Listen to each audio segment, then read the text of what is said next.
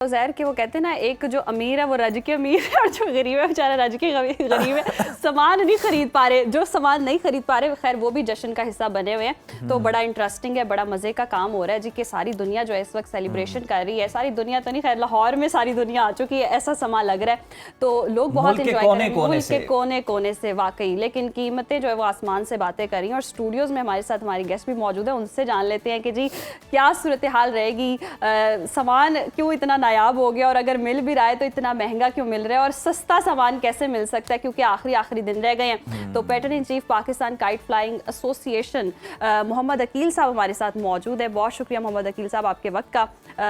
सबसे पहले तो ये बताएं कि सस्ता सामान कैसे मिल सकता है, हमारे तो मसले यही है। जो महरूम रह गए हैं उन्हें बताएं कि सामान सस्ता होना है या महंगा ही होना है। महंगा ही होना है। देखें, कुछ लोग ये बात कर रहे थे कि जिस तरह बड़ी ईद पे आखिरी रात को बकरा सस्ता हो जाता है, मैंने उन्हें कहा ऐसा नहीं होने जा रहा। नहीं होगा। उसकी वजह ये है कि जो पिछली बसंतें थी जो होती थी माजी में जी, उसमें अनलिमिटेड मैन्युफैक्चरर्स थे और 364 दिन वो तैयारी करते थे, मैन्युफैक्चरिंग करते थे। सारा साल औरतें मिलके बनाती थीं, बच्चे बनाते थे घरों में, जिनका ये समझ लें कि ब्रेड एंड बटर था सब। अब वो 364 दिन की तैयारी और आखिरी दिन, एक दिन अगर हवा अच्छी पड़ती थी बसंत पे तो वो सारा सामान बिक जाता था। दुकानदार बिल्कुल ज़ीरो पे आ जाते थे सामान सारा बेच के। अब इजाज़त मिली है जाके 30 दिसंबर को। 30 दिसंबर को नोटिफिकेशन आया डीसी साहब का, और उसके बाद 12 से 15 दिन जो हैं वो फॉग की वजह से पिन्ने की तैयारी नहीं हो सकी, क्योंकि पिन्ना ओपन एयर में तैयार होता है। चलें, गुड्डी तो आप बंद कमरे में भी बना सकते हैं, लेकिन पिन्ना तैयार नहीं हो सका। दूसरा ये कि एक अगर मज़दूर जो है अगर एक दिन में 10 चरखियाँ बनाता है ना, तो वो पिन्ना 4 से 5 इससे ज़्यादा नहीं बना सकता, क्योंकि चरखी जो है वो मशीन से लिपटती थी और पिन्ना उन्हें हाथ से करना पड़ता है। तो ये समझ लें कि एक पिन्ना जिसकी लेंथ 2 किलोमीटर है, वो उसको लपेटने के लिए 2 किलोमीटर चलता है। अब उस 2 किलोमीटर को स्लोली चलने, उसको लिपटने में एक खासा टाइम लगता है। तो प्रोडक्शन जो है वो ना होने के बराबर है। 24 साल बाद बसंत आई है, 2.5 मिलियन लोग हैं जो फॉरेनर्स आ रहे हैं पाकिस्तान में, उसके अलावा पूरे पाकिस्तान से लोग आ रहे हैं। तो लाहौर की अपनी 2-2.5 करोड़ की आबादी है। तो इस हवाले से थोड़ी सी मायूसी ये हुई है। खुशी तो ये हुई है कि 24 साल बाद चीफ मिनिस्टर साहब ने इजाज़त दी है। अकील साहब, इसके सारे सूरत हाल के बावजूद भी दूसरे शहरों से भी अब तो लाने की इजाज़त मिल गई। पेशावर से लोग सामान ला रहे हैं, कराची से ला रहे हैं, फिर भी इतनी शॉर्टेज। आप ये समझें कि पाकिस्तान में जब रमज़ान आता है तो रमज़ान से रिलेटेड जितनी चीज़ें हैं ताजर महंगी कर देती हैं। सेम सिचुएशन मिली है, जूं ही इजाज़त मिली है दूसरे शहरों से सामान लाने के लिए, वो खबर वहाँ भी पहुँच गई है। वहाँ जो 150 वाला गुड्डा था उन्होंने वहाँ पे 450 का कर दिया। अब पेशावर में मेरे एक मिलने वाले हैं, वो गवर्नमेंट से NOC ले के बाकायदा वहाँ सामान लेने गए हैं।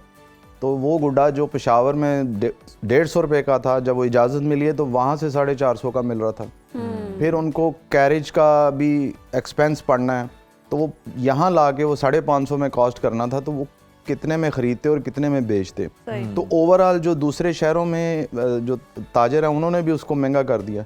फिर इजाज़त इतनी लेट मिली है कि बाकी शहरों में तो इजाज़त ही नहीं थी। अब शेखुपुरा में भी बैन था, बाकी कसूर में भी बैन था, तो गुड्डी कहाँ से आनी थी? आनी तो दूसरे सूबों से। अच्छा, आपकी जो एसोसिएशंस हैं कोई मिल के कोई रेट निकालते हैं कि जनाब अगर पौना तावा है या डोर है, ये इस रेट पे बिकनी चाहिए, सारे इसको फॉलो करेंगे? कोई ऐसा आपका मैकेनिज्म है? ऐसा मैकेनिज्म हम बनाना चाह रहे थे, लेकिन वो उस सूरत में बन सकता है अगर सारा साल जो है इसको मैन्युफैक्चरिंग की अगर इजाज़त दी जाए।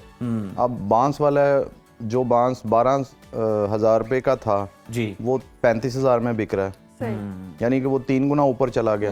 इसी तरह जो गुड्डा 200 वाला था वो 600 पे चला गया। तो ओवरऑल देखा जाए डिमांड एंड सप्लाई का एक बहुत बड़ा गैप आया है। गवर्नमेंट ने कोशिश बहुत की है, हम ये नहीं कहते कि उन्होंने कोशिश नहीं की, कोशिश उन्होंने की है। जैसे जैसे या फिर एक शॉर्ट टर्म प्लान था बहुत ज़्यादा अमीर होने का। हाँ, इसमें अफसोस जो ये है कि जो गरीब तबका होगा वो थोड़ा इससे महरूम होगा। लेकिन वही जो आप वाली बात है कि वो पहले दिन लूट ले, फिर यही हो सकता है। लेकिन ये साहब, ये सारी चीज़ें तो अपनी जगह पर मौजूद हैं, लेकिन कुछ लोग शिकायत कर रहे हैं कि अगर गुड्डे मिल भी रहे हैं तो बड़े लीपो गुड्डे मिल रहे हैं। जरा जेंजी है वो भी बड़े परेशान है, यूट्यूब पे भी नहीं मिल रहा, गूगल पे भी नहीं उन्हें मिल रहा कि ये कौन कौन सी टर्म्स हैं, कचप निकालना, लिपो गुड्डा, तनावे तनावे डाल, ये जरा एक एक डालना, करके थोड़ा सा देना। बताएं तो सही, बड़ा इंटरेस्टिंग है, लोग जानना चाहते हैं। देखें, लिपो गुड्डा दूसरे शहरों से जो आए हैं ना गुड्डे, वो लिपो कहते हैं कि जो बहुत नरम हो। नरम ठीक है। हो। दूसरे शहरों में चूंकि पेशावर में केमिकल का ट्रेंड बहुत ज़्यादा है, तो केमिकल बहुत बारीक एक वायर सी होती है प्लास्टिक की, तो उससे वो फिर बहुत नरम गुड्डे उड़ते हैं। अब यहाँ चूंकि एक ख़ास स्पेसिफिकेशन की कॉटन थ्रेड की डोर अलाउड है, इसका वेट उस केमिकल से थोड़ा ज़्यादा है, ठीक। तो अब वो लिपो गुड्डा जो होगा, अगर उस गुड्डे में थोड़ी ताकत जान ही नहीं नहीं होगी तो डेफिनेटली वो थोड़ा उड़ाने में दुश्वारी होगी। सही सही और प्लस आप थोड़ा बहुत उसके साथ खींचतान भी नहीं कर सकते क्योंकि टूट ही ना जाए। सही। तो क्वालिटी और बाकी भी जो टर्मिनोलॉजीज हैं जरा उस पर भी तो नजर डालें ना, वो उनके बारे में भी तो बताएं। वो जामी साहब के साथ भी ये डिस्कस हुआ था।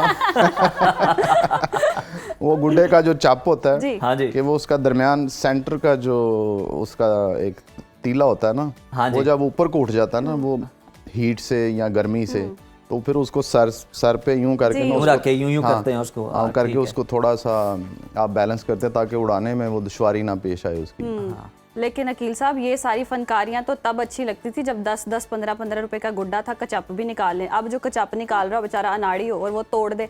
अब देखें, मैं 500 खुद का सोच रहा गुड्डा। हूँ कि जिस बंदे ने 600-700 रुपए का गुड्डा लिया होगा, अब वो उड़ाएगा और साथ ही कट जाए तो उसका क्या हाय हाय हाय आलम हाय। होगा ये बेचारे फिर का। वो वाले कटने से ज्यादा दुख होगा।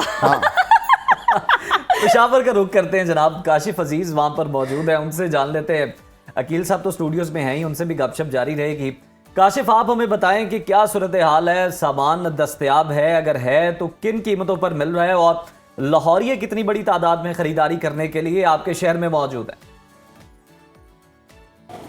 हाँ जी बिल्कुल, बसंत की इजाज़त लाहौर में मिली है, लेकिन मेला पेशावर के यकतूत में सजा है और लाहौरी ज़्यादातर इस वक्त पेशावर के बाज़ारों में दागे और गुड्डी की तलाश में है, लेकिन मायूस है। कहते हैं कि कीमतें यहाँ पर भी काफ़ी ज़्यादा है। एक शहरी हमारे साथ मौजूद है जो लाहौर से पेशावर आए हैं। यहाँ दागे की कीमत और गुड्डी की कीमत में कितना फ़र्क आया है? मैं कल रात का इधर आया हूँ, पूरी रात सोया नहीं हूँ, क्लब पे बैठा हूँ। मैं कहा यहाँ रेट अच्छा मिलेगा, इधर आके रेट देखा, हमने सुना है और देखा है, तो मैं कह रहा हूँ हम लाहौर ही आए हैं, पेशावर यकातूत बाज़ार पे नहीं है, हम लाहौर ही फिर रहे हैं। रेट इनका लाहौर से भी ज़्यादा है। कल और था और अभी दुकान वाले से पूछा, वो रेट वो हो रहा है, आगे से हो गया, दोबारा उसी में आया, उसका रेट फिर बढ़ गया। पहले तो ये मिलता था, तावा मिल रहा था 15-20 दिन पहले 90 का, 100 का मिल रहा था, 130 का भी मिल रहा था। अब 350 का, 400 का, 450 का मिल रहा है। अब हम सोच रहे हम करें तो करें क्या। अब लाहौर में भी इतने का मिल रहा है। रात को वहाँ पे अब एक और शहरी भी हमारे साथ मौजूद है जो लाहौर से पेशावर आए हैं। क्या कहेंगे आप कीमतों के हवाले से, कितने ज़्यादा हुए हैं? हमारी फ़ोन पे बात हुई कल इधर मार्केट में, इन्होंने हमें 100 रुपया रेट दिया तावे का। कल रात को उस्मा बुखारी यही है कि लाहौर बोची गेट मार्केट में उन्होंने वहाँ पे 250 रुपया रेट फिक्स कर दिया, इन्होंने अब 350 कर दिया तावे का। अभी तक कुछ खरीदारी की है? नहीं, अब वहाँ से सस्ता मिल रहा है, वापस जाके वहीं से लेंगे। बहुत शुक्रिया। यहाँ पर लाहौरी भाई जो है वो काफ़ी ज़्यादा मायूस हैं।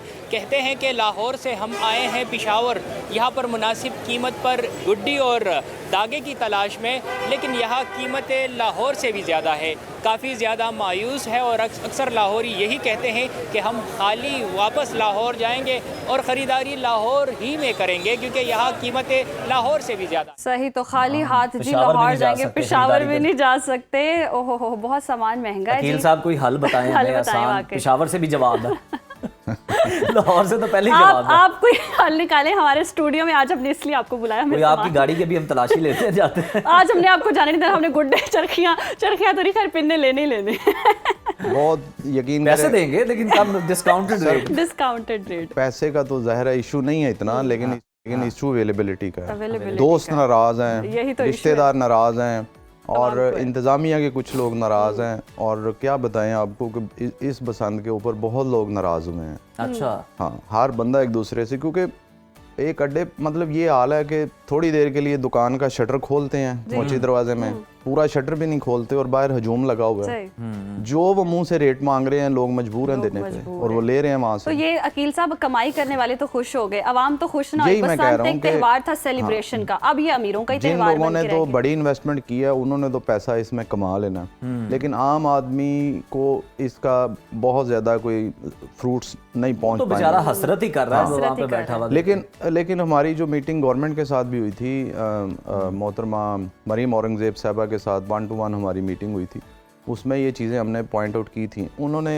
एडमिट किया था, उन्होंने कहा हाँ चूँकि इजाज़त लेट मिली है, कानून साजी और सारी चीज़ों में टाइम लग उन्होंने गया, विजिट भी किया उधर ऊंची दरवाजे का। और उन्होंने कहा कि इस दफ़ा पहली बसंत है, इसको जैसे तैसे भी है आप लोग कर लें क्योंकि ये स्टार्ट है। इंशाल्लाह अगले साल से इसको हम रेगुलराइज प्रॉपर करेंगे। अच्छा अकील साहब, ये भी सोशल मीडिया पे खबरें चल रही हैं कि शायद मार्च के अंदर, मार्च के एंड में भी कोई इसका दूसरा फेज होगा, इस तरह की भी कोई बात जी है? बिल्कुल बिल्कुल, हमारी बात हुई है गवर्नमेंट से अच्छा। और गवर्नमेंट भी इंटरेस्टेड है, और लेकिन उस पहली बसंत ये जो हो रही है इसके फीडबैक के बाद शायद वो के बाद। सेकंड बसंत का हम कोशिश कर रहे हैं कि ये 100% सेफ बसंत हो।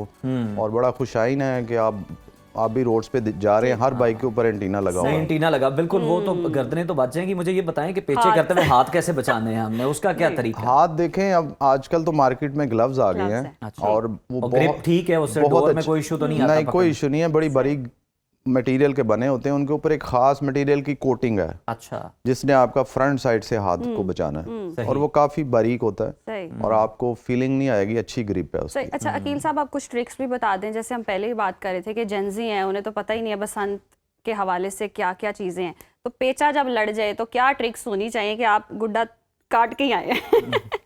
देखें, ये तो एक प्रैक्टिकल नॉलेज है, इसको शायद लफ्जों में बयान करना नहीं मुश्किल हो जाएगा। जिन बच्चों ने, अगर हम छत पे कर रहे होते तो फिर अकील साहब बता मैं तो सकते थे। अपने, मेरा बेटा खुद जो है वो उसको भी नहीं पता अच्छा। कि कैसे पेचा करना है। मैंने अब उससे इस दफ़ा कहा कि चलो आप ज़िंदगी में फ़र्स्ट टाइम इसको करना तो आप एक एक्सपीरियंस लेना, लेकिन ये प्रैक्टिकल एक्सपीरियंस है। हमने पीछे थोड़े दिन पहले ग्रेटर इकबाल पार्क में जो म्यूज़ियम है वहाँ पे 4 घंटे की एक वर्कशॉप की है। अच्छा वहाँ पे हमने बहुत सारे स्टूडेंट्स को बुलाया, वहाँ पे काइट मेकिंग सिखाई है उन्हें, और काइट मेकिंग सिखा के फिर उनको 1-1 घंटा दिया। उन्होंने फिर अपनी जैसी भी टेढ़ी मेरी एक अटेम्प्ट की है, उनको एक थोड़ा सा नॉलेज मिला है, और फिर उनको बताया तलावें कैसे डालते हैं अच्छा वाह। वो बताया उन्हें वहाँ पे। फिर उसके बाद 2 घंटे हमको 7-8 उस्ताद लोग थे काइट फ्लाइंग से जुड़े हुए, अच्छा बचपन से जो लोग करते थे, उन लोगों ने अपने अपने ज़िंदगी के कुछ जो किस्से हैं काइट फ्लाइंग से रिलेटेड वो बच्चों को बताएं, ताकि एक थोड़ा सा उनकी ग्रूमिंग हो, उनको अंडरस्टैंडिंग आए कि ये होता कैसे है।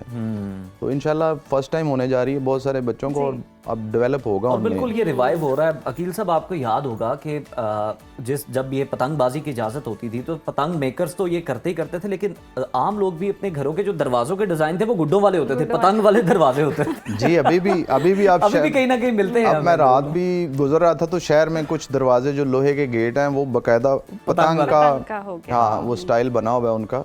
तो ये तो हमारी देखें जो ये विरासत है, समझ लें लाहौर की, और लाहौर जो है इसकी पहचान है। तो ये पहचान खो गई थी हम लोगों की अपनी ही वजह से। हमने इसमें जो मोटी डोरें इस्तेमाल, मोटी से मोटी डोर कर दी, और शीशा बहुत जो है वो एब्रेसिव कर दिया, बहुत तेज़ कर दिया, जिसकी वजह से लोगों की जानें भी गई हैं। तो ये एक बहुत अच्छी हेल्दी एक्टिविटी थी। यकीन करें कि मिंटो पार्क में जाते थे हम तो वहाँ पे गरीब और अमीर इकट्ठे एक ही दरी पे बैठते थे, और उन लोगों की समझ लें कि रिफ्रेशमेंट थी और उन लोगों के लिए ऑक्सीजन थी। लेकिन अब भी हमने देखना है कि ये सिर्फ अमीरों का त्यौहार ना बन के रह जाए। वो बेचारे जिनके अंदरून में छत है वो लोगों को दे रहे हैं कि जनाब आप आगे यहाँ पे बसंत मनाएं, हमें कुछ पैसे दें, हम नहीं यहाँ पे बसंत मनाएंगे। होना ये चाहिए कि सब लोग बसंत मना सके, सामान जो है वो दस्तयाब हो। लेकिन क्योंकि पहली बार है तो उम्मीद करते हैं कि अगर ये इंशाल्लाह बसंत महफूज रही इंशाल्लाह तो फिर मार्च में इसका सेकंड फेज भी आ सकता है। बहुत शुक्रिया सिलसिला साहब चलेगा आपके वक्त का, और वाकई जी हर कोई इसको सेलिब्रेट कर सके। और हम तो, मैं वैसे सोशल मीडिया पे सुन रही थी, पता नहीं ये बात सच है कि नहीं, मरियम नवाज समोसा भी दे रही है जी मुफ्त। ट्रांसपोर्ट के हवाले से भी कुछ खबरें आ रही थी। अब देखना ये है कि कितना आवाम इसको अच्छे तरीके से सेलिब्रेट करती है, और जैसे उज़ैर ने भी कहा कि अमीरों का त्यौहार ना रह जाए, हर कोई इसको सेलिब्रेट करे। तो जाते मरियम नवाज देखें इजाजत भी दे रही हैं, समोसा भी दे रही हैं, फ्री ट्रांसपोर्ट भी दे रही हैं, आपने लेकिन करनी देनी है कि ना? ये मेरी ड्यूटी बन गई करनी देनी। अब मैं बड़ी हो गई, अब मैंने गुड्डा उड़ा के छोड़ना और पेचा लड़ा के छोड़ना और काटना भी ज़रूर है। इस बार मैंने ठान ली है।